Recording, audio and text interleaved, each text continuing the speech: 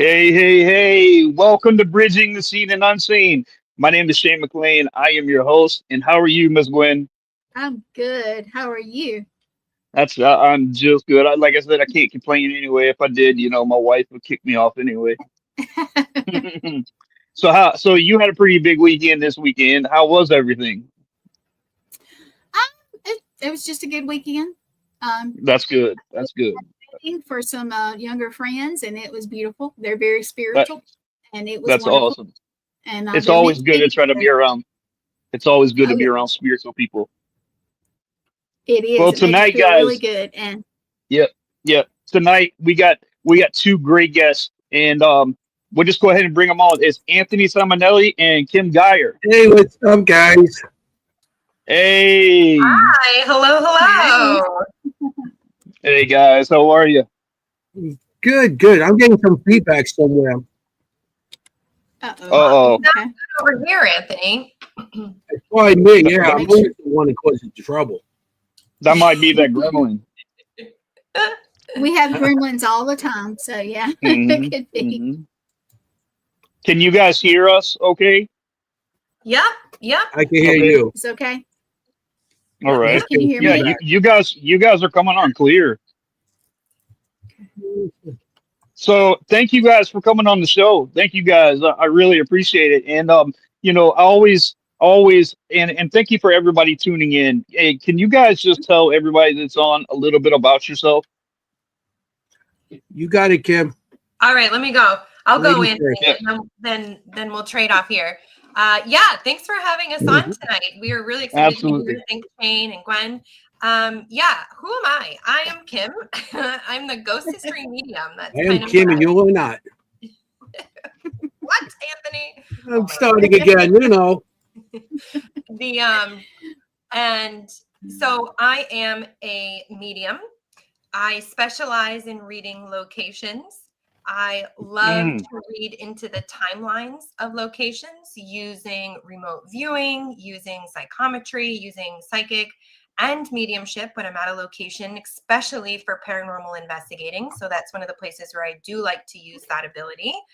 mm. And I do private readings, stuff like that. And I also am a veterinarian. That's the day job. Wow. And well, also a night job. It's a very strange hours. And I teach qigong, so I'm really into the energy and energy work and stuff like that. So that's a little bit about me. That's amazing.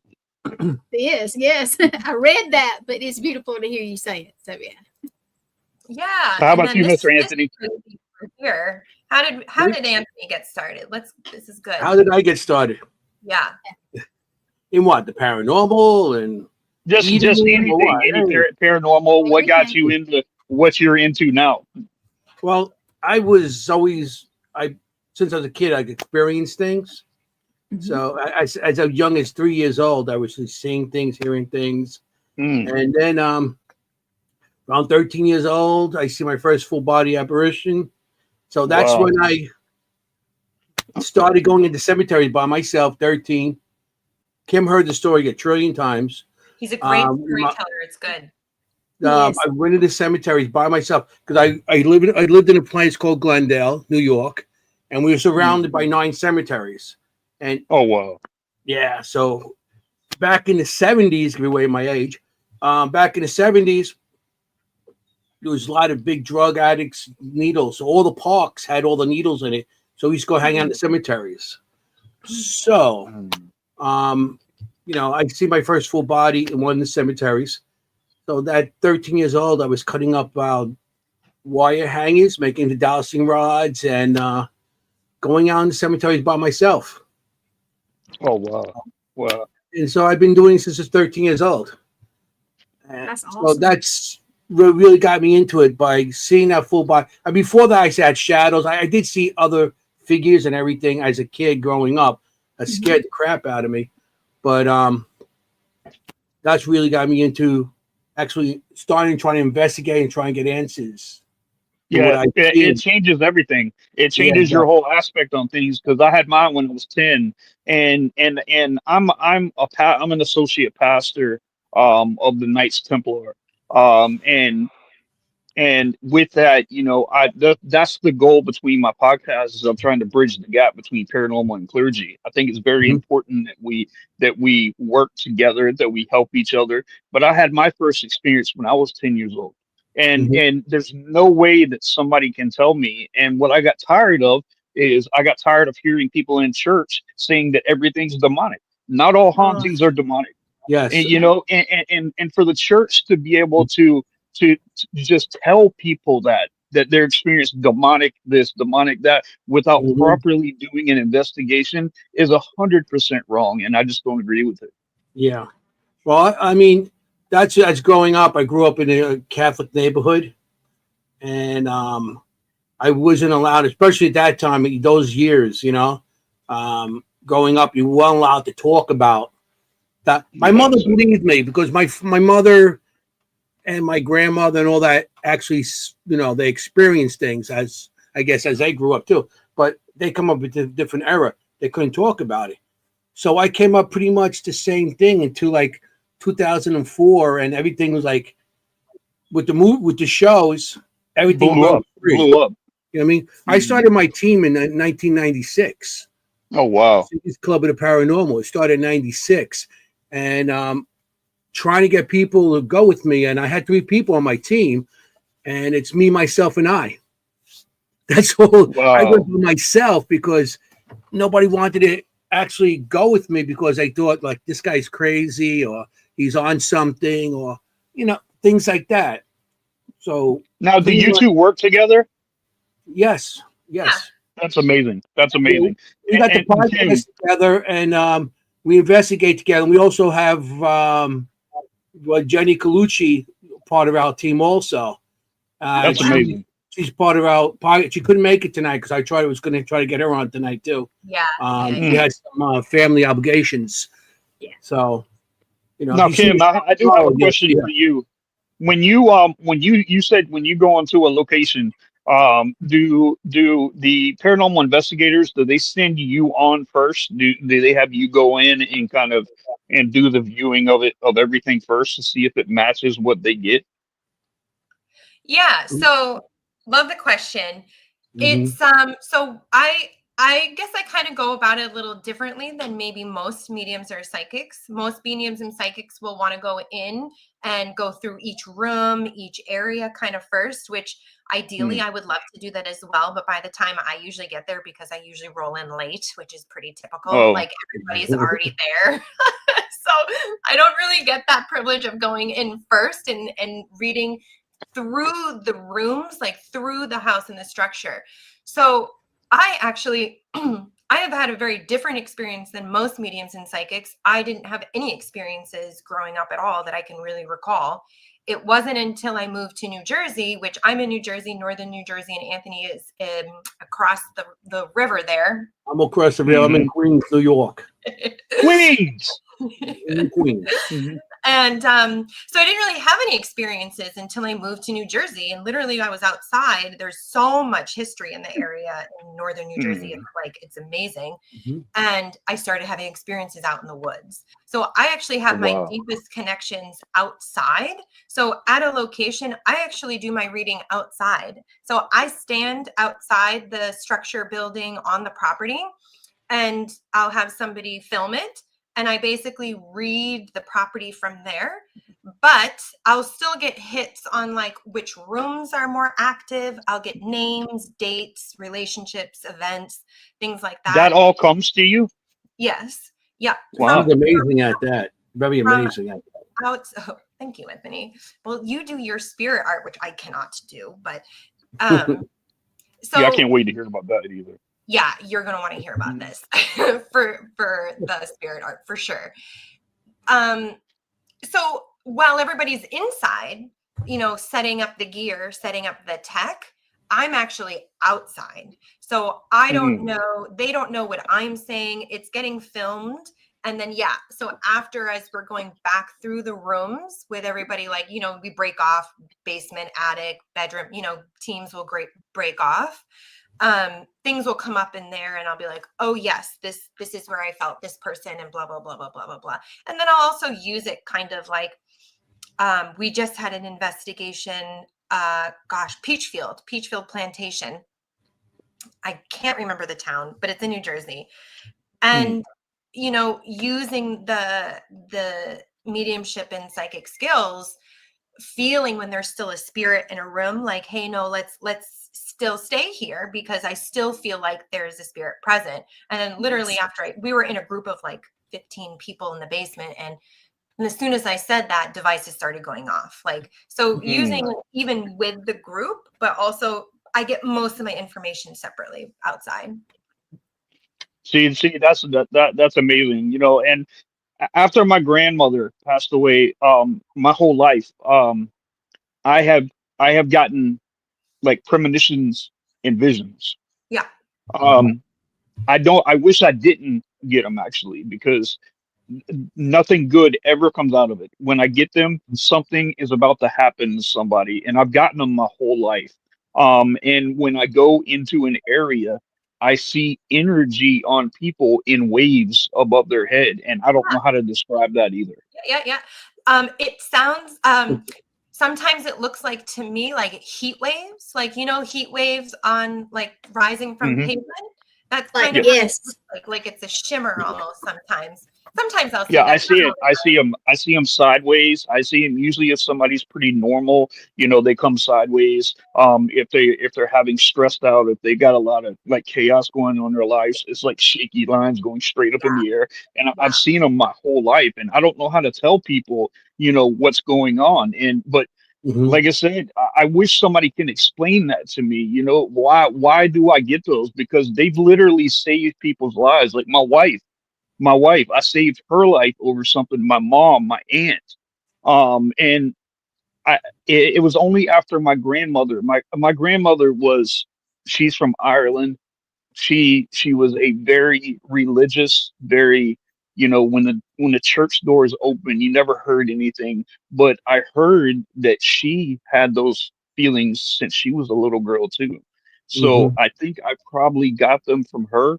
But I mean, I didn't start getting them like as much as I do until she passed away. Do you guys have any idea why that is? Whatever she had might transferred over to you. Were you around the time she passed? Were you in the room or were you nearby?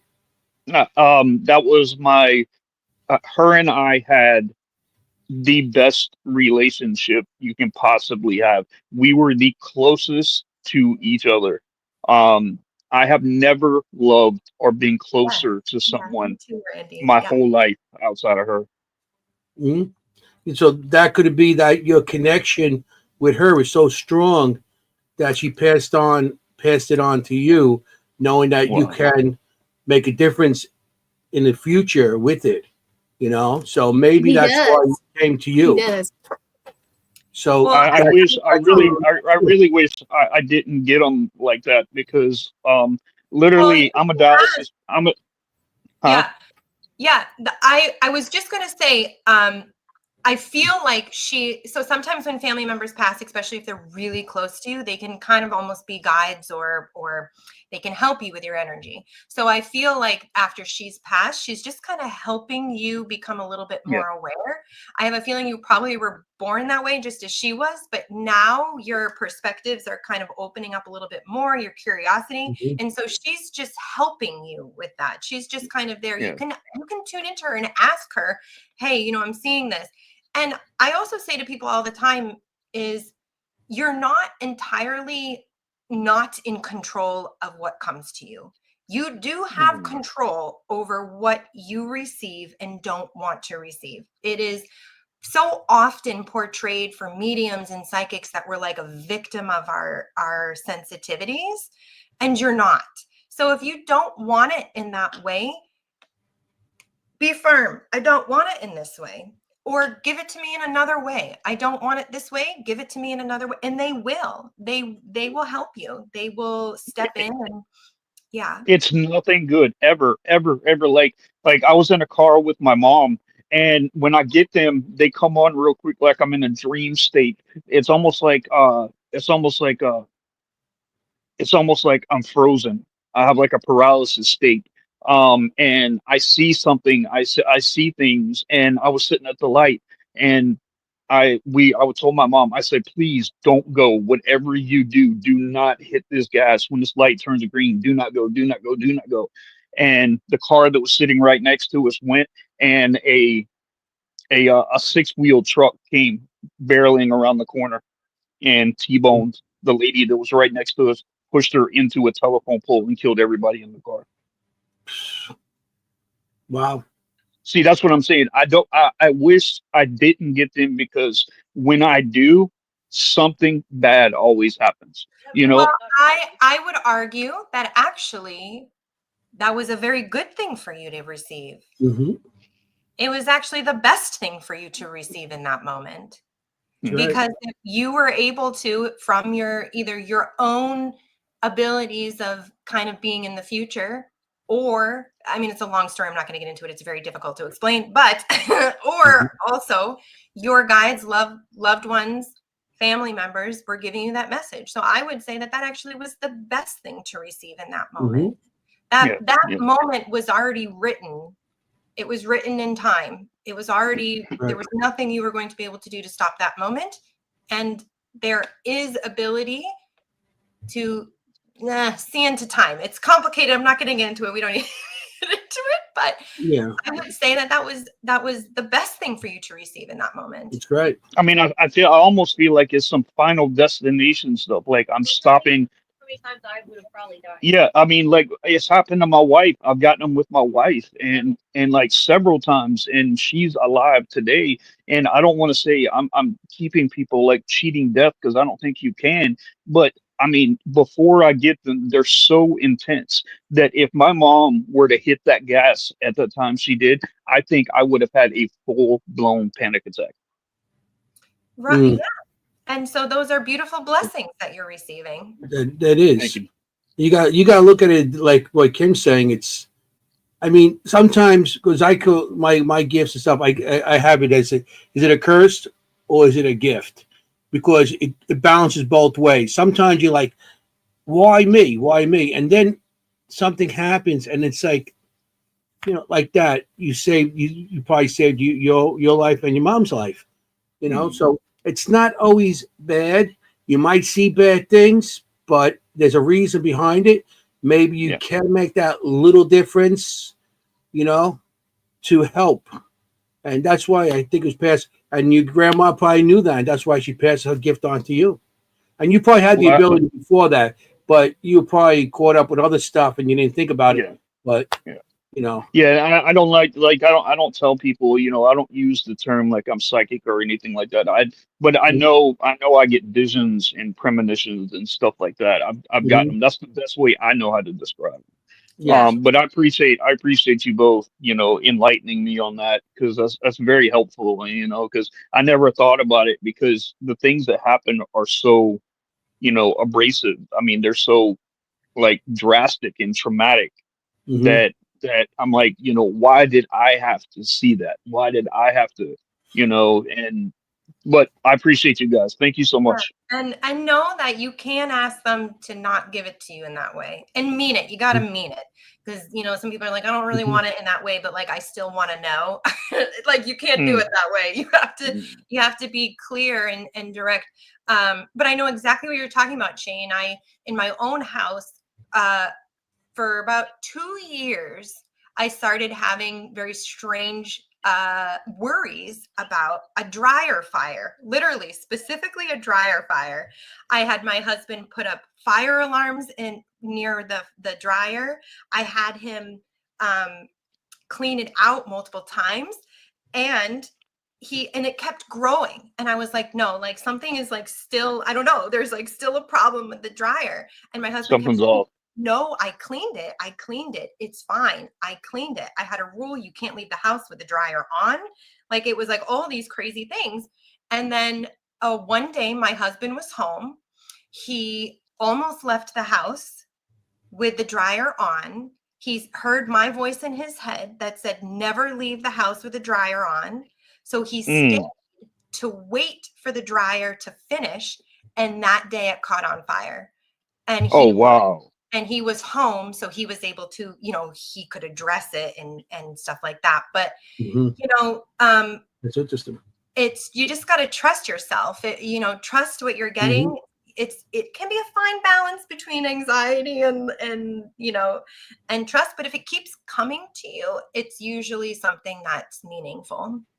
Yeah, I really appreciate that. And like you, I mean, what did your husband think, when that happened? Did he look at you? Did he say, "You've already told me this"? Yeah, my husband is a wonderful human being, and he does come on Yeah, he is. investigations with us. And he actually was the first person I actually did a mediumship That's good. reading on. Thank God for Mm. him. So he's been with me the whole time about this, but he was getting annoyed. He was like, "Look, I did this, I did this, I did this, I did this. Like, it's over, it's done, it's no problem." But yeah, right. And but then after that, he kind of like, his mind like a little bit exploded, because he was like, "Oh my Mm. God," like he kind of had a bit of a moment, because he was like, I almost left this Right, house right, until I right. heard your nagging voice in my head that told him, And she "Don't." does have that voice that goes through your ears, so I know how her husband feels. It can be pretty nagging. So Mm. Mm. Yeah. Well, thank you very much. Now, Anthony, how about you? Like, I know you have something with your writing or drawing. So tell us a little bit about that. yes. Well, yeah, I just started like sharing that a couple of years ago, but I've been doing it a long time. I've been doing it since I was a kid. Every time I see something, because you're allowed to talk about it, you weren't allowed to share things. So Exactly. I would draw something and say, "Look, this is what I seen," to my mom, and she goes, "Oh, okay." And, she like, my mom believed me, like I said. So I drew stuff for a long time, and a couple of years ago, our friend Richard Michella, he's a spirit artist, and he was doing a show at the Ritz Theater. What town is that, Kim? Oh gosh, Anthony, I don't know. It's in New Jersey, southern. Okay, yeah, it's South Jersey. It's near Southern. Philly. It's like not too far from Philly. But they were doing so he was doing a spirit art show there, and he's going to show his art. So I said, I do draw. I draw a lot of spirits. I got a lot of stuff. He goes, "Why don't we do a duel? You bring your art, show it, and then we'll talk about it." So, okay. I showed up with over 100 pictures, Mm. and I put them all over the place.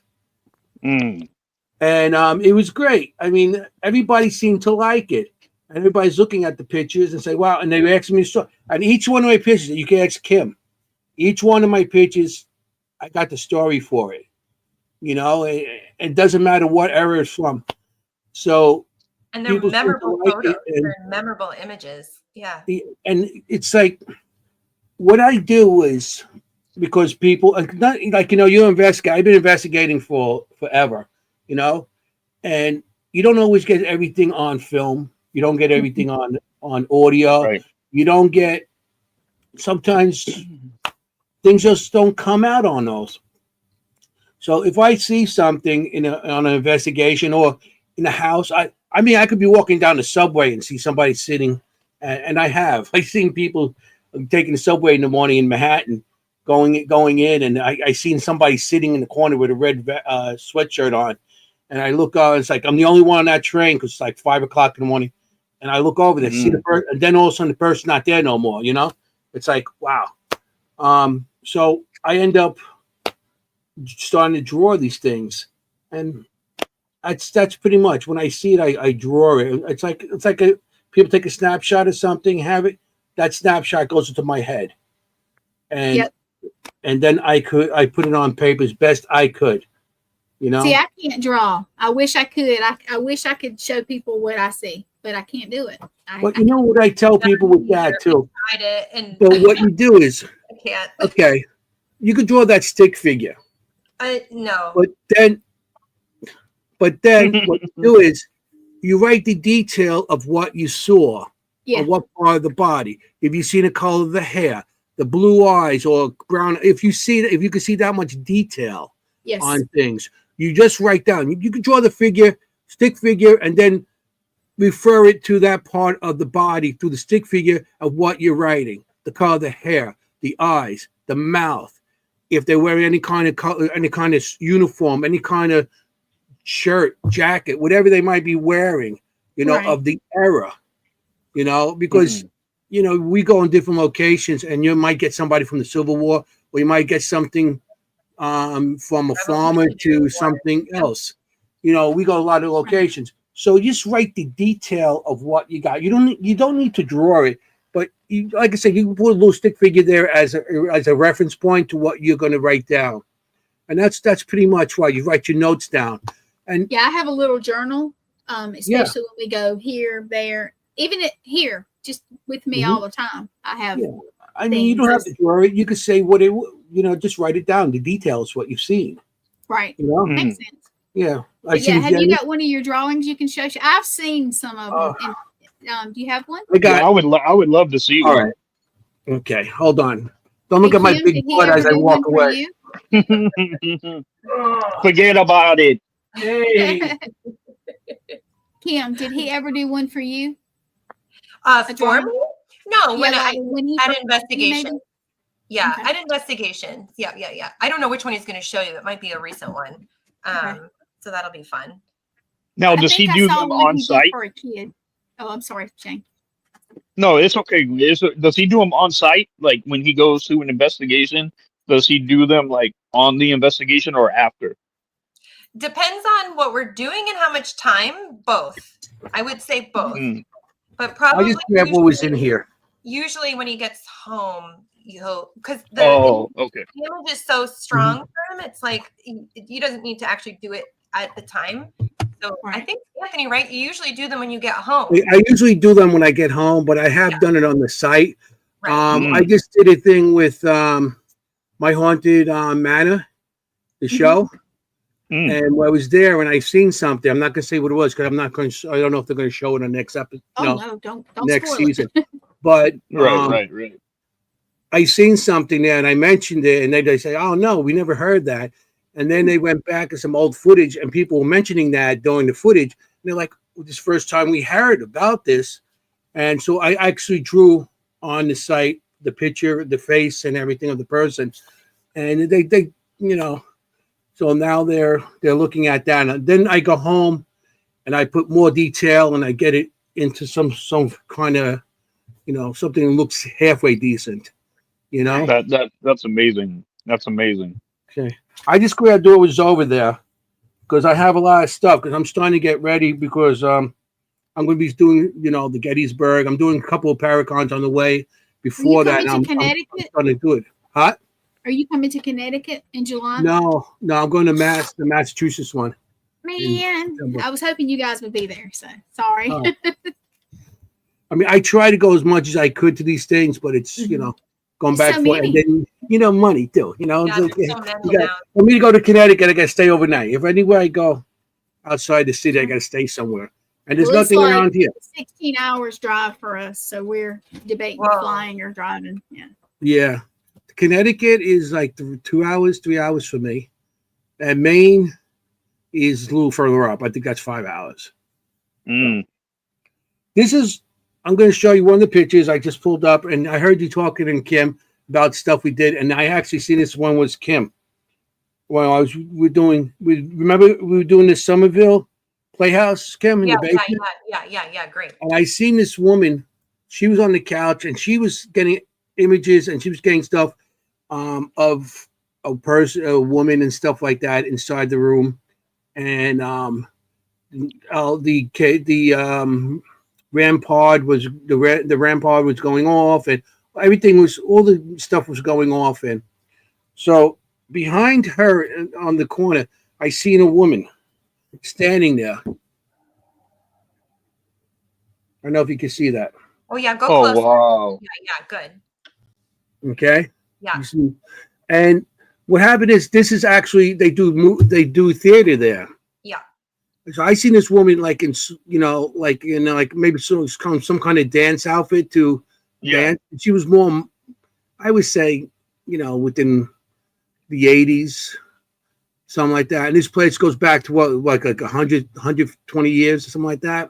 Oh yeah, yep. As a schoolhouse, but the theater was like from the definitely in the 1980s. It was a theater for sure. So she just was standing there like.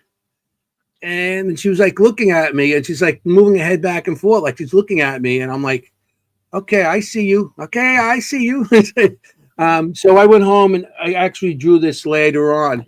And then we actually had the people on the show for this, some of the people. So Mm. the interesting part about that place was we actually had people in the audience that the people that were there came in.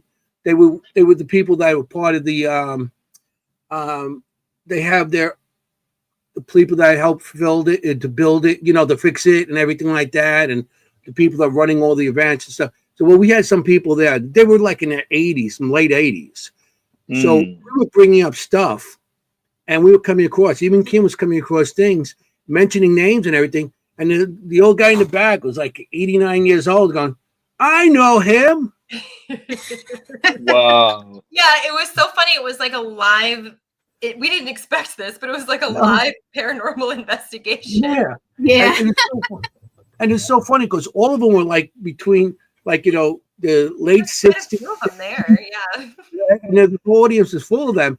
And it was interesting because every time we put up somebody, Kim found, had like this old woman that used to go to the theater and stuff. Yeah, She used to go so much. She donated money. She had her own chair in there and everything. Yeah. And Kim, we didn't know any of this. And she brought it up. And they go, "Yeah, that sounds like, Mildred," or something like that. And that's a chair over there. And it was like, wow. So it was, everything we came up with, it was all. Before we got there, it was like really soon. They were like still mourning her. Yeah, that was really interesting. That was interesting. Mm. Now, with that, say that lady, did anybody ever recognize that lady from the theater? That one there, no, but they said there was a woman down the basement. They don't. We were the first investigators ever going there, so the place was untouched. So they felt there was a woman, a presence down there, and they thought it was a woman too, because and I think they even named the woman. I forgot the name of the woman, but they didn't tell us any of this. We went in cold, and we just did all this. That's what's cool about it. You saw it, yeah. Like, wow, Then they tell you what happened there and stuff like that. So the picture didn't see anything. They didn't recognize her in anything, but it was they said it was a woman down the basement. So maybe I put a phrase to that, what they had down there. Yeah, exactly. I'll show you a couple more. I don't want to take away the show from. This is amazing. Yeah, I love seeing them myself. So. Shanley pictures from the Shanley Hotel. Oh wow. Oh. Okay. And I've been going there since the first owner, Sal. I was going there though. I was going there in 2011, 12, something like that. And then now Kelly, the one in charge now, she made this place amazing. I'll be there in the end of May. I'll be there in June. I love that place. It's my favorite. Okay. This is 2016. And this was upstairs on the third floor. I don't know. You ever been to Shanley, either one of you? No, not been lucky enough yet. I seen a man.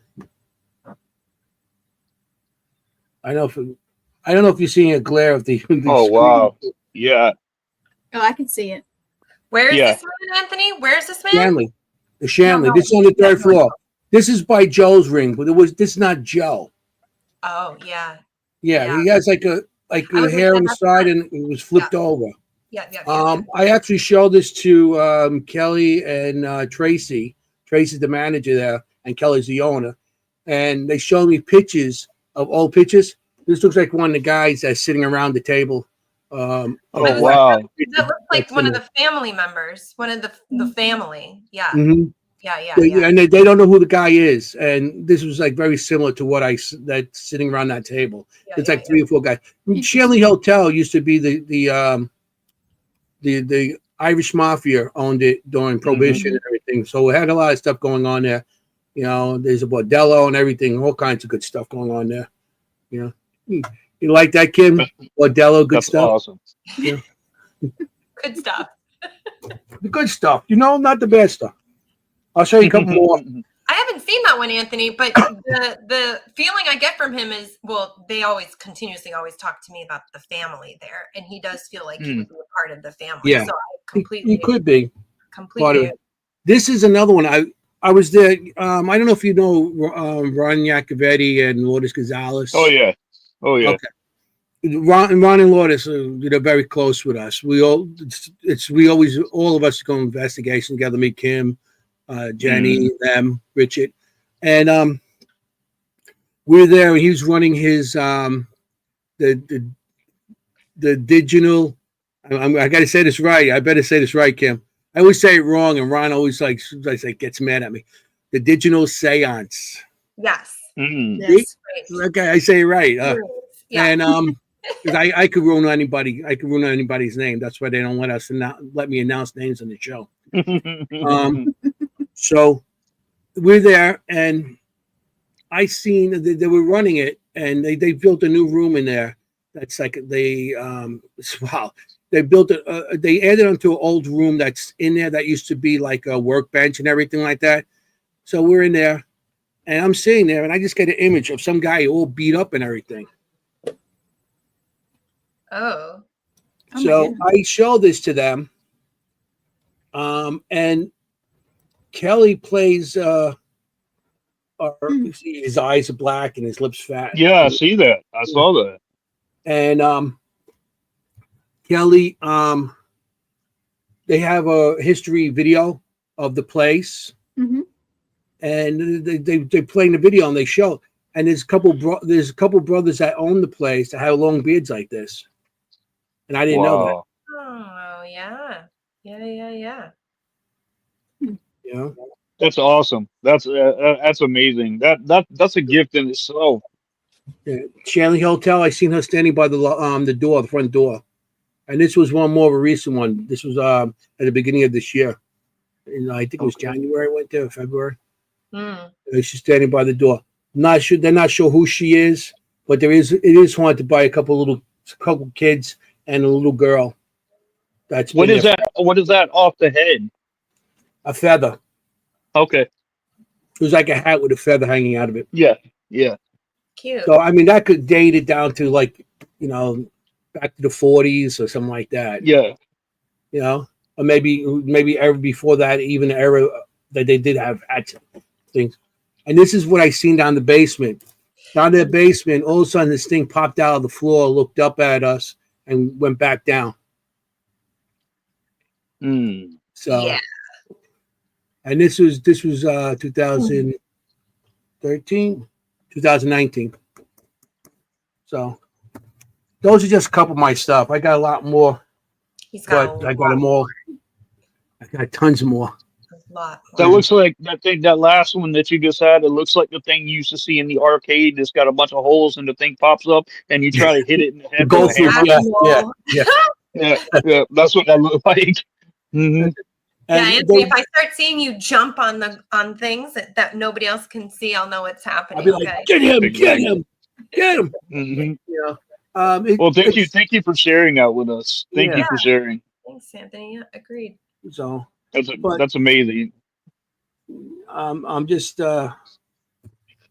sometimes I see stuff I don't want to see, and Right. like I have a couple of Penhurst where I see a child naked in the corner crying. And stuff like that, but I draw it, and see what I could do with it. And I try to communicate with the child and, as much as I can, but I mean, I can imagine, you get business with children, like with tuberculosis and, with, and I mean, you have no control over when you see them, right? I seen, because I could, at one time I was reading people also, and I stopped. I couldn't no more because I'm a retired electrician from New York City. So I bounced from place to place, and every other day is a new partner. They put me into this job, they move me around, and whatever. So I was with this one guy, and he showed me a card. Those little baseball cards from like Little League, and they have the card of the kid on it playing ball or something. So he shows me the picture of his daughter, And I looked at it and I said, oh, nice. And I just got this really bad image. And I was like, wow. And it just bothered me. So that the next day they moved me to another location. I was working with another group of people. So I didn't see this guy for a while. I went to a union meeting and I seen a bunch of guys that will work together and stuff. And I asked them how's so and so doing, and they're like, he's not doing too good. I said, what happened? What happened? He's still taking it bad. His daughter died of leukemia, and that was Wow. that was like a year later after I noticed the daughter, and that bothered me so much that I try to I try not to take those images in anymore. Yeah. Because stuff like that, when it comes to kids, being a parent and you have your own kids, and it's Yeah, you have to let it go. You have to try to let it go if you can. so, so I put it off into my drawings now. That's where I got to do it. So I can Now, deal what's like? Tell me an experience, or tell us an experience that you guys had. Have you guys ever had like really bad experiences, like with you, Kim, when you go into an area? I mean, has there been a place to where you're just like, nope, not doing it? I mean, has there ever been a place like that for you? yeah, Kim. Anywhere. Oh yeah, absolutely. Absolutely. Uh Actually, the Shanley's a place I won't go back to. Yeah. The Wow. Shanley? Yeah. Stayed there, I went there, I experienced, I checked it off, and I was like, yep, I don't need to do that one again. Thank you very much. I also read locations through photos. So I can read Mm. locations through photos. And one that actually happened on our show, and Anthony's heard me tell this story already too, but one we had a paranormal group from Japan, and they gave a bunch of photos, and I always tend to be drawn more to the outdoor photos. So I picked 3 outdoor photos, and I always ask permission before I read a location. I always ask, and there was a photo outside of some trees and some writing and some like ribbon, and I didn't get permission to read this place. Now that doesn't happen very often. Very, very, very rarely does that happen. And I don't know what these places are. They're just random photos, but actually that was an image of Suicide Forest. So I was not given permission to relocate that location, understandably, and I don't need to, Mm. right? So whether it was my guides that were like, yeah, you don't need that one, like you just don't need it, or it's also a very sacred place that doesn't need to be looked into. Have I had bad things happen? Yeah. I mean, I've experienced entities that want to do me harm. I've experienced entities that try to jump me. I've experienced being scratched, and that's it. And but I'm not afraid. I know it's happening. I have the sense that I know it's happening, and I just say you're not allowed to. That's it. The end. Be gone. That's it. Right. No more. Right. And there's no hoopla. There's no like I need to sage my life. There's no like, I need to go get this curse removed. There's nothing dramatic about it. It's just nope. The end. That's it. Right. Right. Yeah. I was watching a show one time, and this guy thought he was gonna be slick he kind of does the same things that you do, and with your drawings, and he gets feelings and stuff off pictures and stuff like that. And the guy hands him, he said, "What do you feel off these?" And he hands him like 2 or 3 pictures. And he grabs the last picture and he looks at it and then looks at the guy and drops the picture. And he goes, I can't talk to this guy. And to find out, the guy tried, he got away with killing his ex-wife. Wow. And Oh, man. he handed a picture of his ex-wife, and he saw what happened to her, and so he was seeing if that guy was legit. But I mean, like he clearly saw that this guy killed his wife, and he got away with it, and I can't imagine how that would make me feel. That's crazy. And you got people that always try and test your abilities. You know, they'll give you something and like, you know, oh yeah, check what's with this? What is your idea about this? And they'll send you pictures and they'll fudge something on the picture and then want to see if you could catch it. I mean, sometimes you can, sometimes you can't. And now with this new AI stuff, get it. I mean, they could put anything in there, and sometimes you don't know what it is. You know, I just think it's crazy. Like, wow, why would that guy even do that? I mean, he wasn't with his think about ex-wife it. anymore. This guy has no morals to begin with. No, Mhm. no, So he would absolutely not. exactly be the person to go and do something like that. So it's just he's just not a normal person. no, He's already beyond the scope of any understanding. that's right. So yeah, that's continuation of his disturbances.